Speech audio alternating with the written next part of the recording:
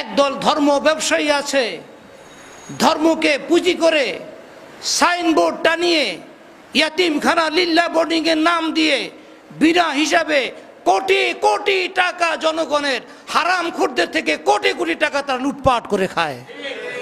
কি বলেন, ঠিক কিনা?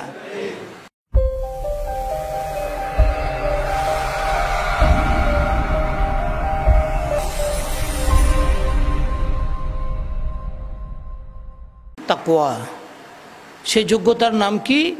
তাকওয়া। আল্লাহ পাক বলছেন, ওয়াউজলিফাতিল জান্নাতু লিল মুত্তাকিনা গায়রা বাঈদ।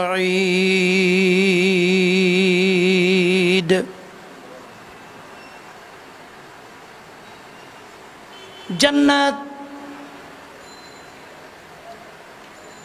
যে জান্নাতের বর্ণনা দিতে গিয়ে আমি বারবার বলেছি, এমন এক বাসস্থান, যে বাসস্থান কেউ যদি লাভ করে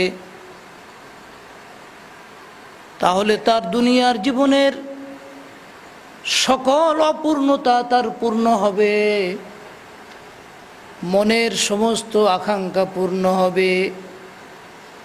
মা তাস্তাহি আনফুসুকুম, তোমাদের মন যা চাইবে, তোমাদের কল্পনার রাজ্যে যা তোমরা কল্পনা করবে, আমি আল্লাহ রব্বুল আলামিন জান্নাতে তোমাদের আতিথ্যতার জন্য সব কিছুর আয়োজন করে রেখেছি। বলুন সুবহানাল্লাহ। এই যে জান্নাত,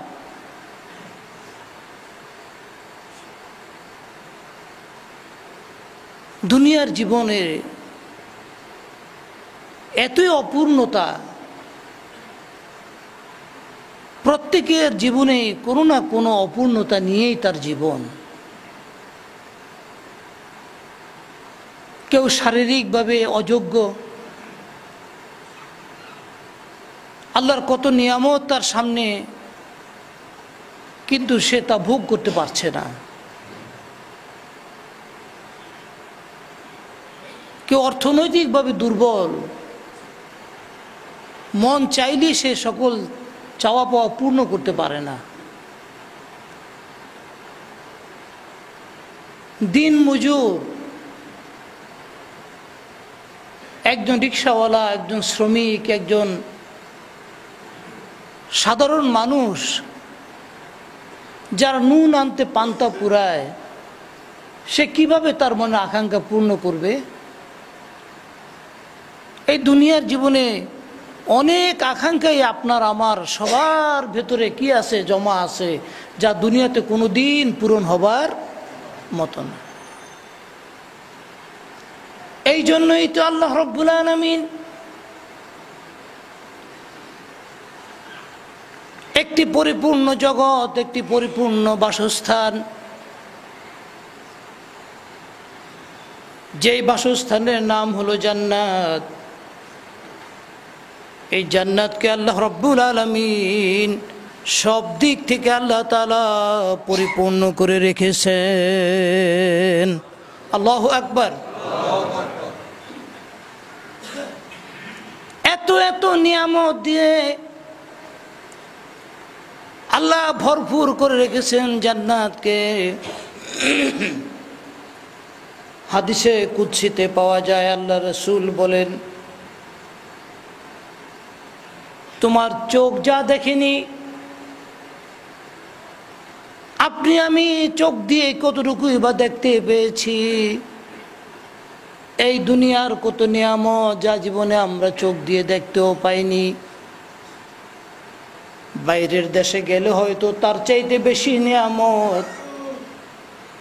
আল্লাহর কত নিয়ামত, আমার দুই চোখ কোনোদিন এত নিয়ামত দেখতেও পায় নাই।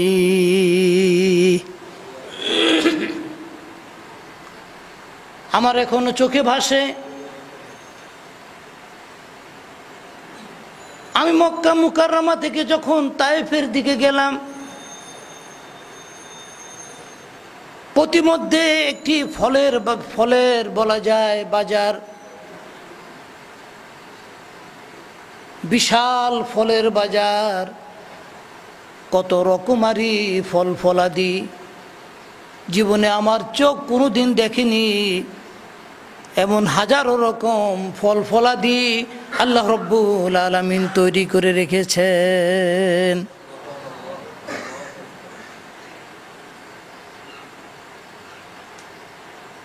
আল্লাহ রাসূল বলেছেন,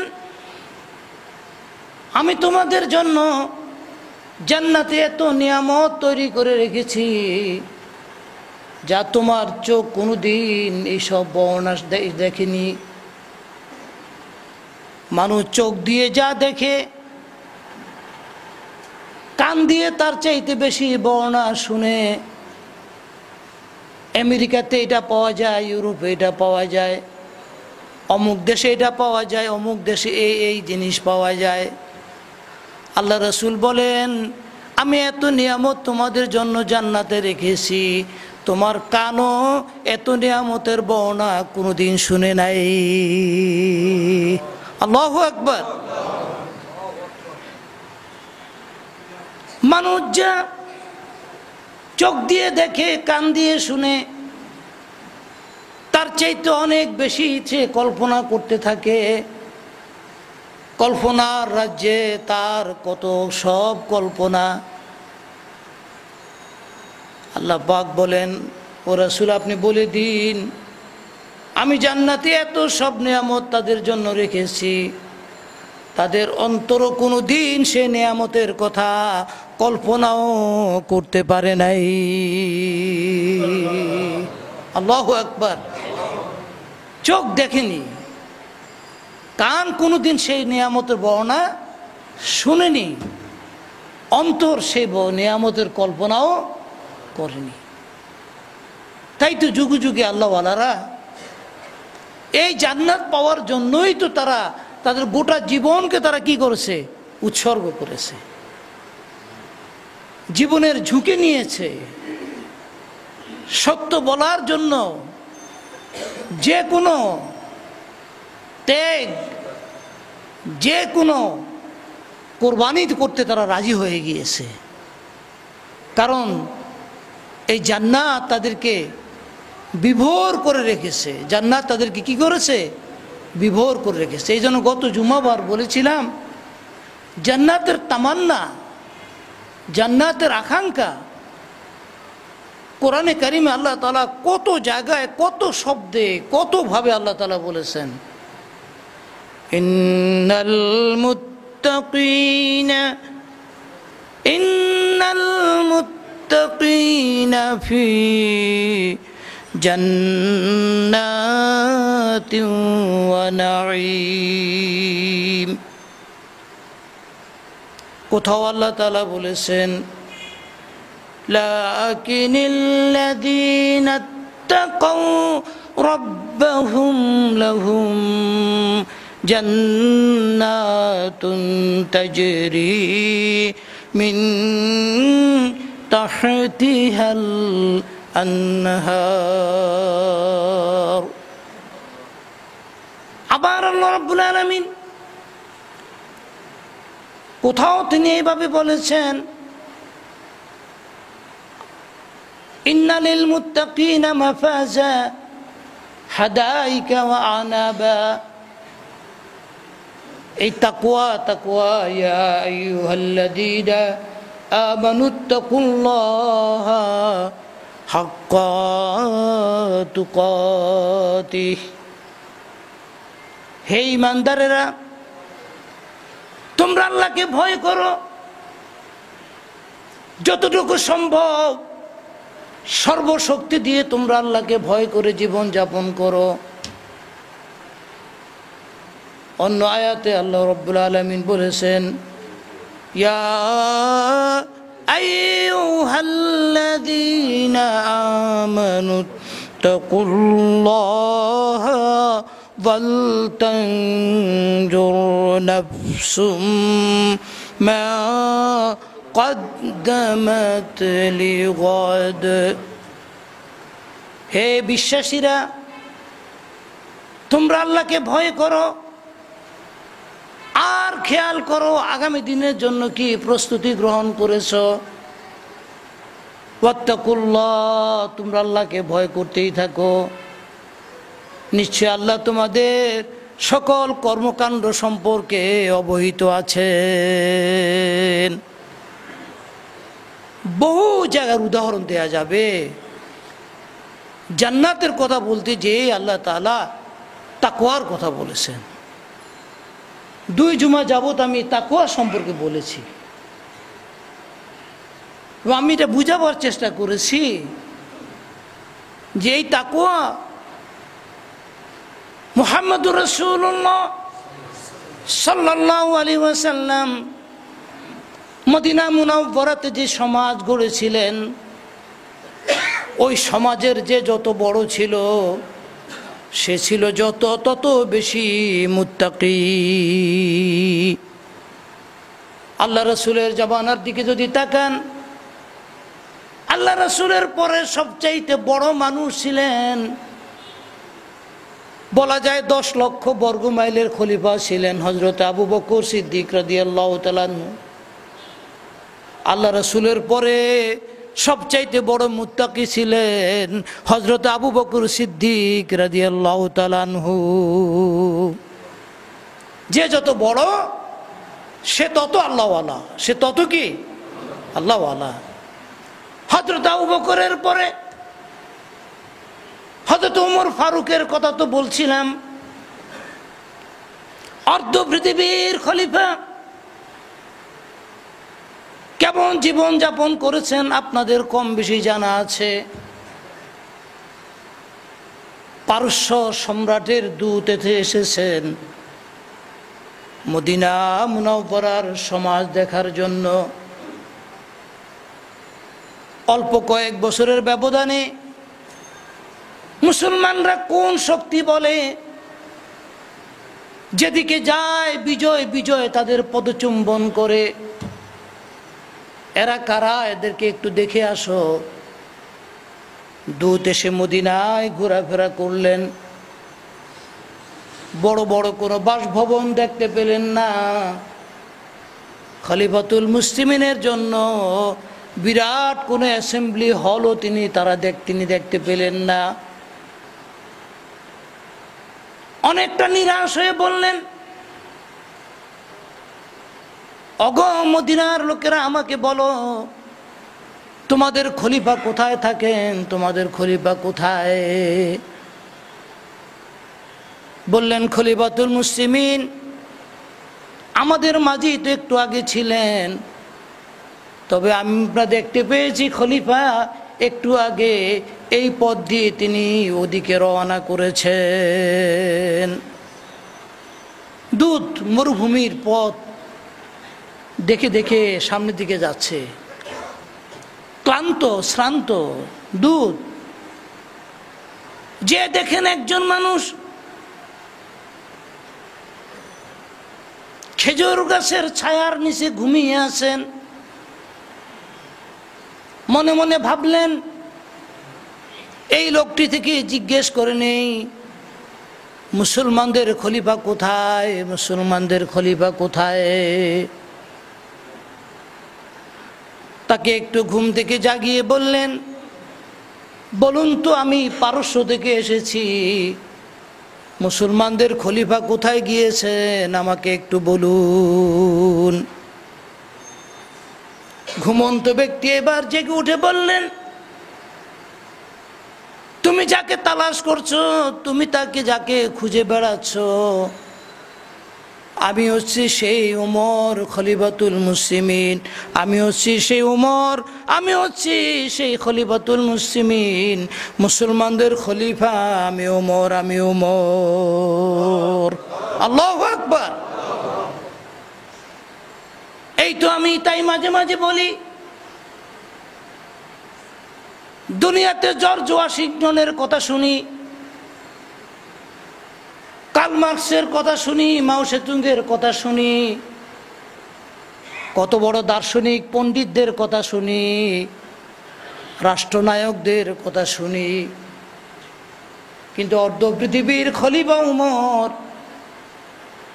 খেজুর গাছের ছায়ার নিচে ঘুমিয়ে আছেন। কোনো প্রহরী নাই, কোনো পাহারাদার নাই।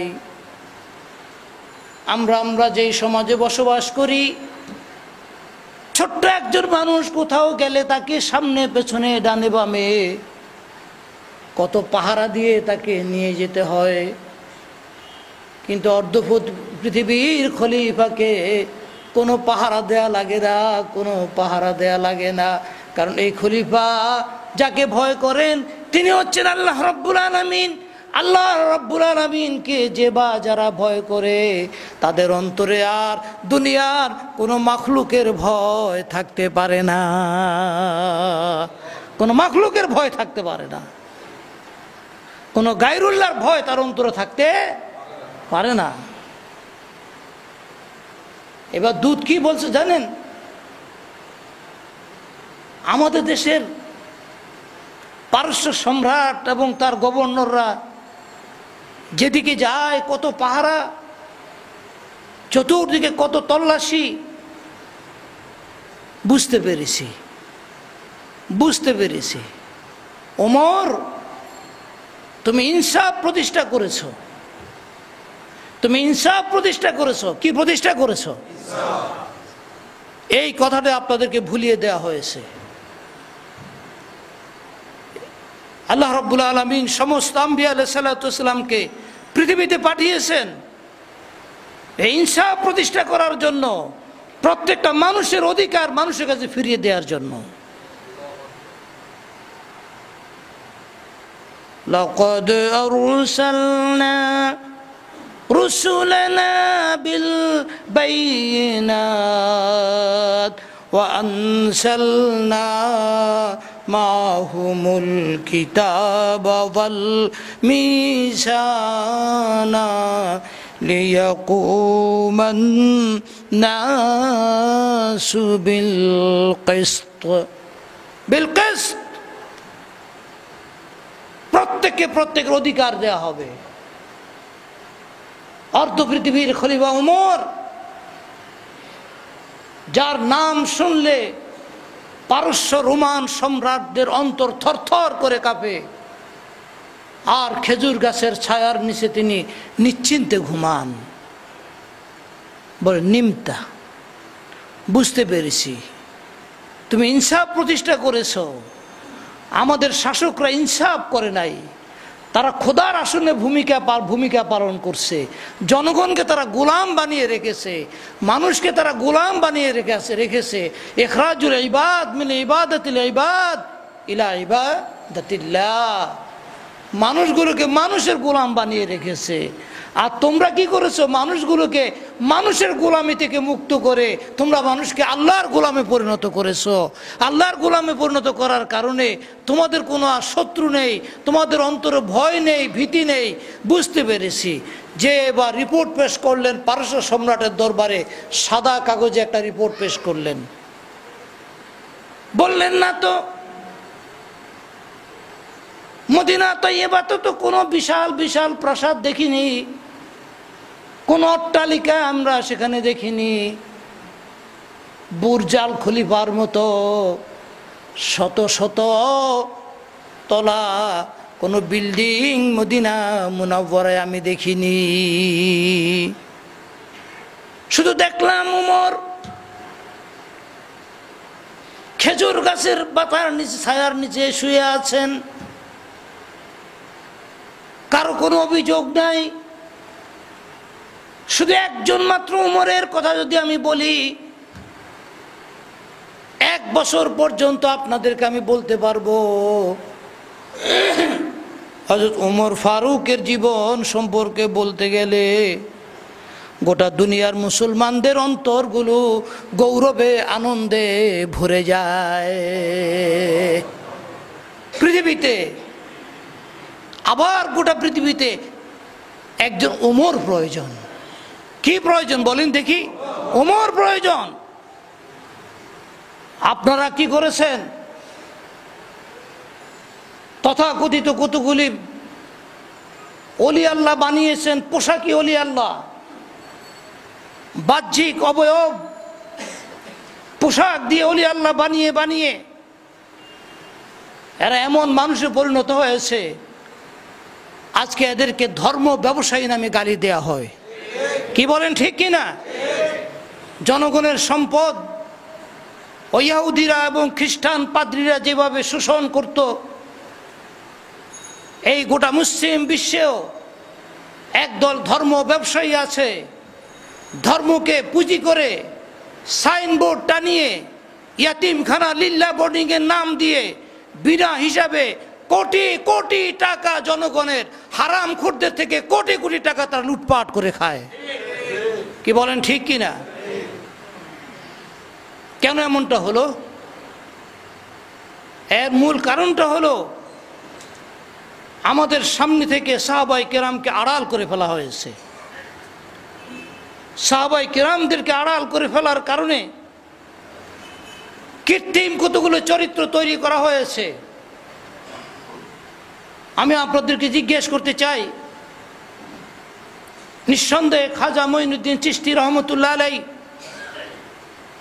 এই ভারতবর্ষে ইসলামের দাওয়াতের কাজ করেছেন, কিন্তু আজকে তার নামে গোটা ভারতবর্ষে যা চলে এর সাথে ইসলামের কোনো সম্পর্ক থাকতে পারে না।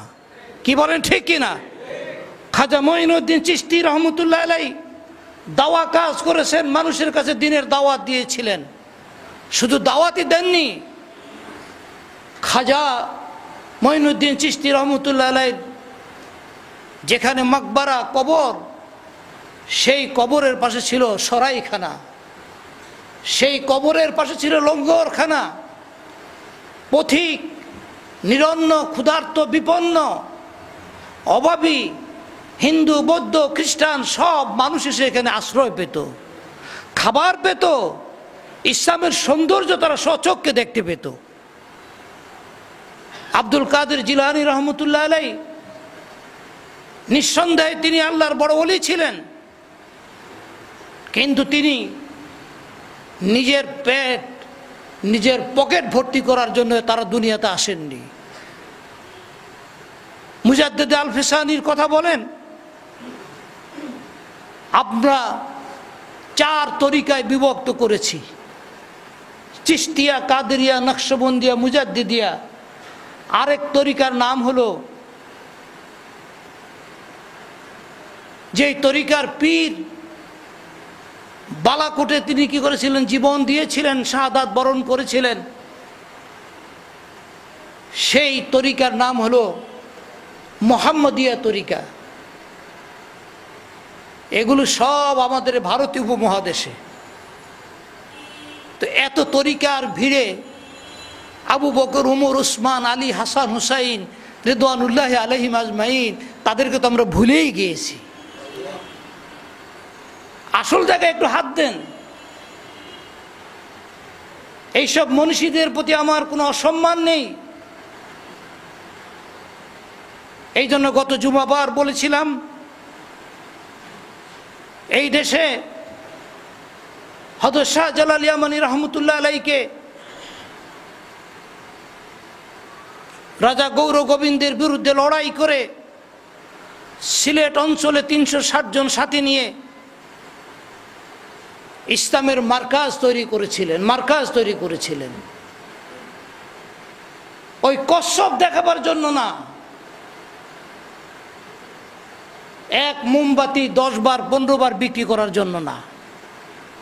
মোমবাতি একবার মাজারে যায়, মাজার থেকে আবার দোকানে আসে, এইভাবে বারবার বদল হতে থাকে। আমি মাঝে মাঝে ভাবলাম, এই কোন কাণ্ডকীর্তি আমরা শুরু করেছি? এই মনীষীদেরকে আমরা সামনে নিয়ে এনে প্রকৃতপক্ষে আমরা ইতিহাসকে গোপন করে ফেলেছি। আমরা যদি আবু বকর, ওমর, উসমান, আলী, সাহাবায়ে কিরাম রিদওয়ানুল্লাহি আলাইহিম আজমাইন, তাদেরকে যদি সামনে নিয়ে আসতাম, তাহলে আমরা পরিপূর্ণ দ্বীন সম্পর্কে জানতে পারতাম। কি বলেন ঠিক কিনা? আজকে অনেক আলেম ওলামাদের আলোচনার মাহফিলে গেলে আমি অভিভূত হয়ে যাই। তিনি শুরু করেন আগে তার পীর সাহেব দিয়ে। পীর সাহেবের গুণগান গাইতে গাইতে, পীর সাহেবের স্বপ্ন দেখা দেখতে দেখতে, স্বপ্নের কাহিনী বলতে বলতে কত বই বাজারে বের হয়েছে। এত স্বপ্ন পীর সাহেবরা দেখেন, এটা কোন স্বপ্ন যে স্বপ্নের কারণে অভাবে মানুষের পেটে কোনো খাদ্যের ব্যবস্থা হয় না? এটা কোন স্বপ্ন? সুদ বন্ধ হয় না, ঘুষ বন্ধ হয় না, ব্যভিচার বন্ধ হয় না, পাপাচার বন্ধ হয় না, এইসব অন্যায় বন্ধ হয় না। ওর কোন স্বপ্ন এগুলো? এগুলো স্বপ্ন না, এই স্বপ্ন সব ইহুদি এবং খ্রিস্টানরা এইসব স্বপ্ন বানিয়ে বানিয়ে বাজারে ছেড়ে দিয়েছে তারা।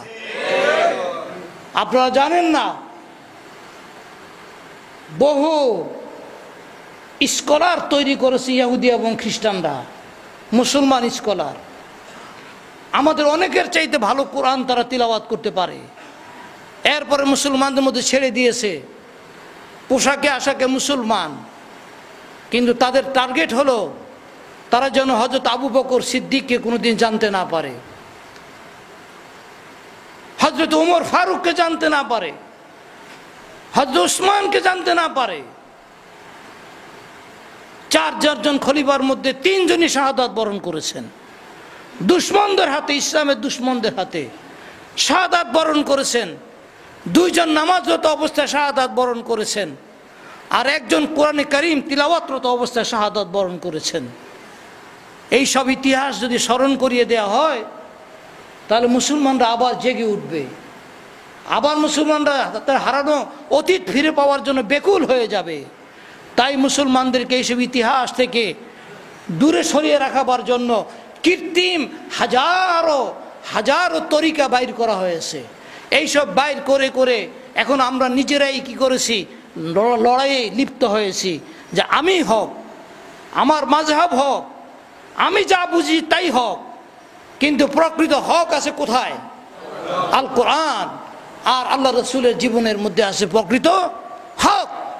আমি আপনাদেরকে বারবার উদাত্ত আহ্বান জানাই, কুরআনুল কারীমের কাছে ফিরে আসুন। তো মুত্তাকির কথা বলতে যে বাকি আলোচনা আজকে থাক, পরবর্তী গুণাবলীর কথাটা একটু আলোচনা করি। আল্লাহ পাক বলছেন, ওয়া উসলিফাতিল জান্নাতু লিল মুত্তাকিনা গায়রা বাঈদ। ওগো মুত্তাকি, তোমরা যারা হবে, আল্লাহকে ভয় করে জীবন যাপন করবে, 24 ঘন্টা তোমরা আল্লাহকে ভয় করবে, প্রকাশ্যে আল্লাহকে ভয় করবে, গোপনে আল্লাহকে ভয় করবে, ঘরের দরজা বন্ধ করে আল্লাহকে ভয় করবে, সব জায়গায় আল্লাহকে ভয় করবে।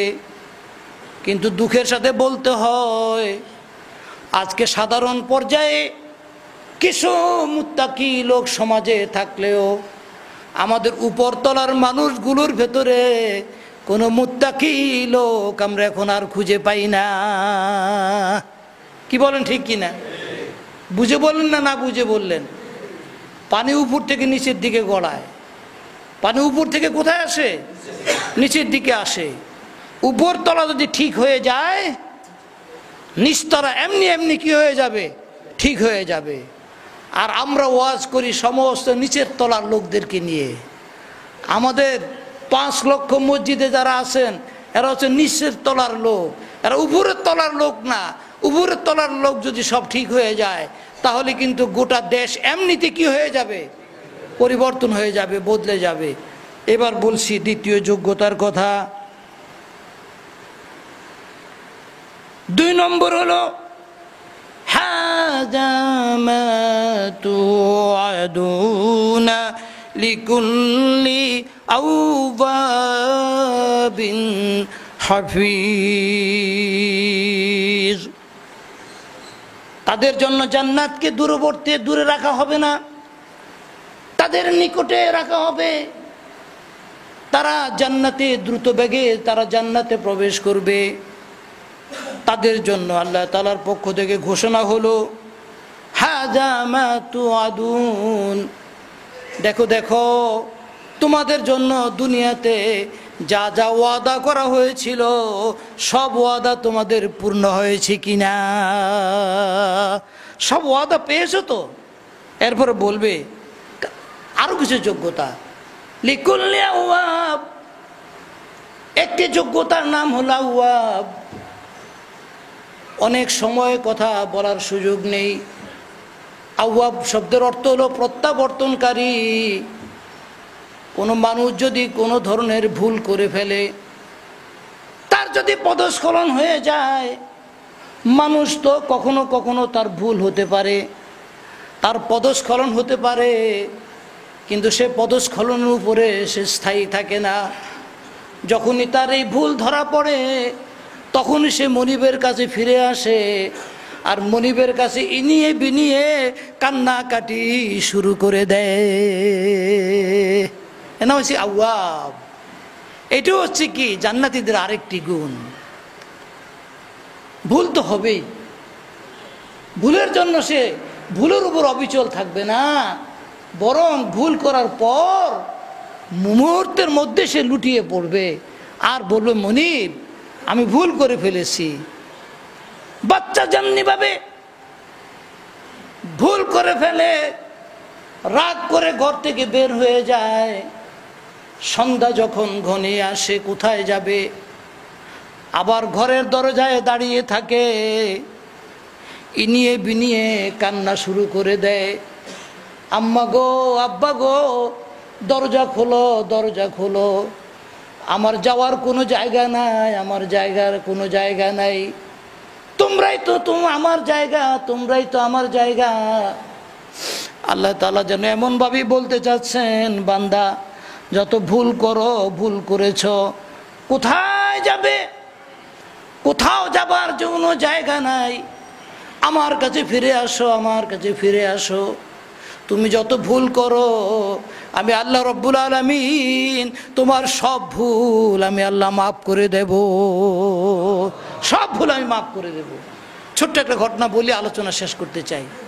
বনি ইসরাইলের জামানায় কিফল নাম ছিল, কি কিফল নামে এক ব্যক্তি ছিল, অনেক ধনাঢ্য ব্যক্তি। ব্যভিচারে সে কি ছিল, আসক্ত ছিল, ব্যভিচার, জেনা ব্যভিচার তার নিত্যদিনের বিষয় ছিল। প্রতিদিন নতুন নতুন টাকা পয়সা দিয়ে সে মেয়েদেরকে আনতো, আর ব্যভিচার সে লিপ্ত থাকতো সারা রাত। মদ আর ব্যভিচার ছিল তার জীবন। একদিন এক সুন্দরী মেয়ে 60 দিনার, স্বর্ণের দিনার, 60টি দিনার, হিসাব করে দেখা গেছে প্রায় 10 লক্ষ টাকা দাম। কত লক্ষ টাকা? এক রাত্রির বিনিময়ে 10 লক্ষ টাকা দেবে কিফল। মেয়েটা যখন ভিতরে প্রবেশ করলো, এক জায়গায় দাঁড়িয়ে কান্না করতে শুরু করে দিল, কাঁদতে শুরু করে দিল। কিফল বলল, ওগো তুমি কেন কান্না করছো? আমি তো তোমার উপর কোনো জবরদস্তি করি নাই, তুমি তো স্বেচ্ছাই তো তুমি আমার কাছে এসেছো। বলল কিফল, শুনো শুনো, অন্য কোনো কারণে আমি তোমার কাছে আসি নাই। আমি ইজ্জতওয়ালা মানুষ, আমি ভদ্র ঘরের মেয়ে, দারিদ্রতার কবলে পড়ে, অভাবের কবলে পড়ে আজকে এই পেশায় আমাকে তোমার কাছে আসতে হয়েছে। কিফল বলল, তুমি কেন কান্না করছো? বলল, শরীফ মানুষরা তো ব্যভিচার করে না, শরীফ মানুষরা তো কোনো পাপাচার করতে পারে না। আমি আজকে এমন বাজে কাজে লিপ্ত হচ্ছি, আমি আল্লাহর ভয়ে আমি কাঁদছি, আমি আল্লাহর ভয়ে কান্না করছি। কিফলের মনের ভেতরে পরিবর্তন আসলো। বলল, তাই নাকি বোন, তুমি আল্লাহর ভয়ে কান্নাকাটি করছো ইজ্জত হেফাজতের জন্য? যাও যাও, আমি তোমাকে ইজ্জত ভিক্ষা দিয়ে দিলাম, এবং এই টাকাটাও তোমাকে সম্পূর্ণরূপে আল্লাহর জন্য দান করে দিলাম। তুমি আমাকে মাফ করে দিও, আর দোয়া করো আমি যেন আল্লাহর প্রিয় বান্দা হতে পারি। রাত্রিবেলা কিফল তওবা করলো। সারা জীবন ব্যভিচার করেছে, পাপাচার করেছে, রাত্রিবেলা তওবা করে কান্নাকাটি করলো। করে আল্লাহর কাছে এমন ক্ষমা চাইলো, রাত্রিবেলায় কিফল মারা গেল। সমাজে কিফল ছিল সবচাইতে নিন্দনীয় ব্যক্তি, সে মারা গেছে শুনলে পরে তার ঘর বাড়ি তো আগুন দিয়ে পুড়িয়ে ফেলার কথা, কি বলেন ঠিক কিনা? সবাই যখন শুনল কিফল মারা গেছে, আজকে প্রতিশোধ নেওয়া হবে, আগুনে পুড়িয়ে মারা হবে। কিন্তু যখন তার ঘরের কাছে আসলো, হঠাৎ করে তার ঘরের দরজায় একটি বাণীতে দেখতে পেল সব মানুষ। সে বাণীটা হলো ইন্নাল্লাহ কাদ গাফারা বিকিফলিন, নিশ্চয় আল্লাহ রাব্বুল আলামিন কিফলের জীবনের সব গুনাহ খাতা আল্লাহ মাফ করে দিয়েছেন। মানুষগুলো বলল, কিফল কি আমল করেছে? এত সারা জীবনের পাপাচার, ব্যভিচার, অবিচার, কিন্তু সে আওয়াব এমনভাবে তওবা করেছে, এমনভাবে মনিবের কাছে লুটিয়ে পড়েছে, তার ঘরের দরজায় লেখা হয়েছে আল্লাহ কিফলের জীবনের সব গুনাহ খাতা আল্লাহ মাফ করে দিয়েছেন। যাও তার জানাজা পড়ো, তাকে ইজ্জতের সাথে দাফন করো। এটার নাম তাকওয়া। এটার নাম কি? তাকওয়া, আল্লাহর ভয়। 2 নম্বর বললাম কি? আওয়াব। আওয়াব পদস্খলন হবে, হওয়ার সাথে সাথে আবার বান্দা কি করবে? মনিবের কাছে লুটিয়ে পড়বে। এটা কোনো কোনো বর্ণনায় এসেছে গের গের করে কানবে, কান্না করবে। এইভাবে কান্না না আসলেও সে কি করবে? এমনভাবে কান্নার ভান করবে, চোখ দিয়ে পানি ফেলবে, গের গে কাঁদতে কাঁদতে মনিবের দরবারে কি করবে? কাঁদতে কাঁদতে এমনভাবে মনিবকে সে রাজি করাবে যে মনিব, তোমার দরবার ছেড়ে আর তো কোনো দরবার নেই আমার জন্য, যে দরবারে গেলে এমনি মাপ পাওয়া যায়, ক্ষমা পাওয়া যায়। এর নাম হচ্ছে কি? আওয়াব। এর নাম হচ্ছে কি? আওয়াব। আজকে আওয়াবের পর্যন্ত থাকলো। পরবর্তী গুণাবলীগুলো ইনশাআল্লাহ আপনাদের সামনে পরবর্তী জুমাতে আলোচনা করা হবে।